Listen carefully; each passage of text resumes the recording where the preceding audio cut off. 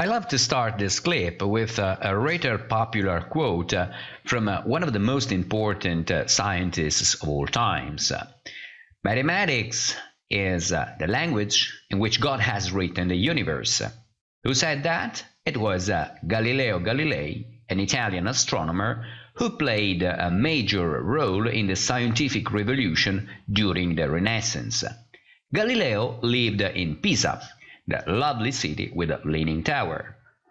Apparently, the leaning tower of Pisa has not much to do with software development.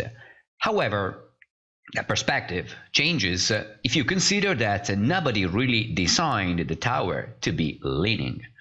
In some way, it just happened. So let's see a brief historical summary of the happenings. Pisa was a rich port on the Tyrrhenian Sea, and the city, the customer in software terms, wanted to build a freestanding bell tower that was the tallest of the time. So the city just hired a good team of architects and the best workers in the area. With only 2 of the 8 planned floors built, a clear tilt was noticed that was not part of the original project. So, like in software development and software projects, after only a few sprints, there was a strong need to refactor, to fix, to also find liabilities, and more than everything else, there was the need to put extra money on the table. To cut a long story short, it took about 2 centuries to complete the tower. And during the 199 years it took to build all the floors, quite a few architects noted that the foundation of the tower was not particularly solid. Historians report that original architects didn't really show a deep understanding of the domain, read the particular nature of the soil where the tower was built.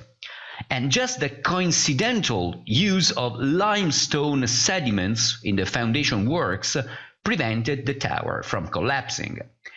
This is because of some particular physical properties of limestone rocks.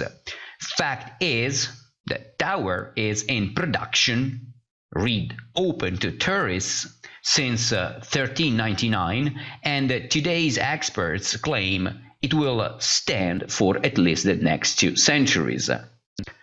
As expected, the name of the original architect is still unknown. So now back to software terms. Does all this sound familiar to you? I think so, as I would personally dare say that the Leaning Tower of Pisa is one of the first examples of legacy code.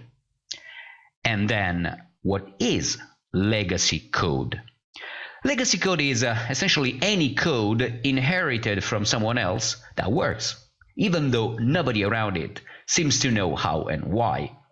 More often than not, legacy code is related to critical functionality that is not convenient to stop or dismiss, and this makes it more problematic to fully replace the legacy code with any new code built according to more modern patterns and based on a deeper knowledge of the business domain. To prevent code from becoming legacy and problematic in any way, let's first try to understand the perverse mechanics of software project, and this is just the topic of the next clip.